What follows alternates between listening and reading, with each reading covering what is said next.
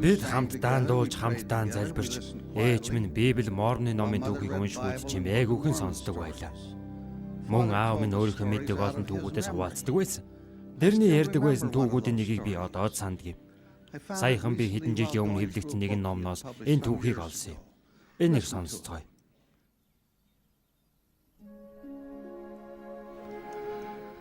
Хоёр залуу хөвгүүн талбаараа хүрэгдэг урт замаар алхаж байлаа.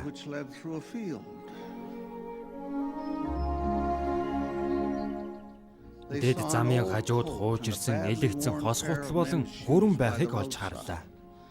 Хоолгүйхэн талбай дээр ажиллаж байгаа нэгэн залууг бас харлаа. Насаар баг хөвгүүн нь гудлыг нууж өөрсдийгөө дадлаа тэр залууг буцаж ирэхэд тэрний царай яаж өөрчлөгдөхийг харцгаая гэлээ.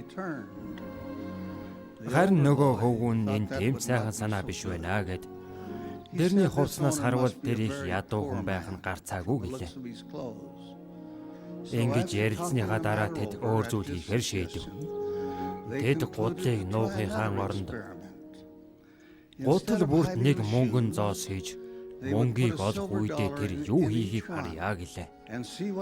Тэгээд тэд энийг хийлээ.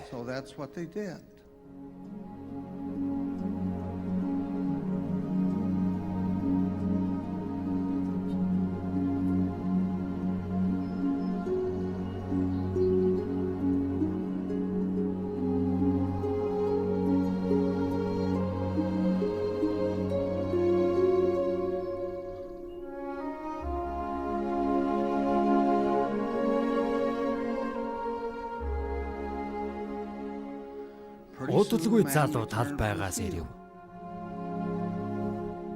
Тэр хүрмээ өмсөд өрөөсөн гутлаа угуултал ямар нэг хатуу юм мэдрэгдэхэд аваад үзтэл мөнгөн зоос байлаа. Тэрний царай нь гайхшрал тодорлоо. Тэр зоосыг дахин харлаа. Эргэн тойрноо хартал хийнч байсангүй. Тэгээд үргэлжлүүлэн нөгөө гутлаа өмсөв.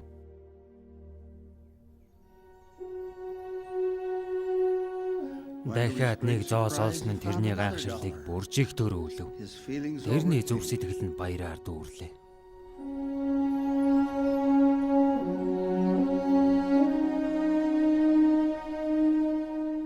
Тэрээр өвдөг сөвдөн чангаар талархан залбирлаа.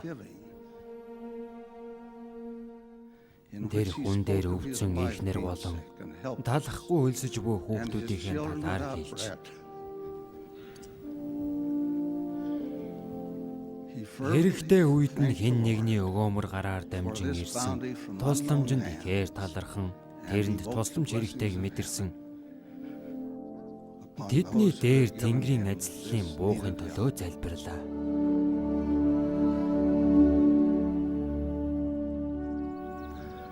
Тэрнийг явах хүртэл тэд нуугдсан хэвээрээ л байж тэрний залбирал тэдний зөв сэтгэлд хүрч ямар нэгэн халуун дулаан мэдрэмж төрөөлөв. Тэд замаар уруудан алхаж байхдаа нэг нь нөгөөдөө "Рэйли, чи одоо сайхан зүйл мэдрэхгүй байх гэж юу хэмэв?"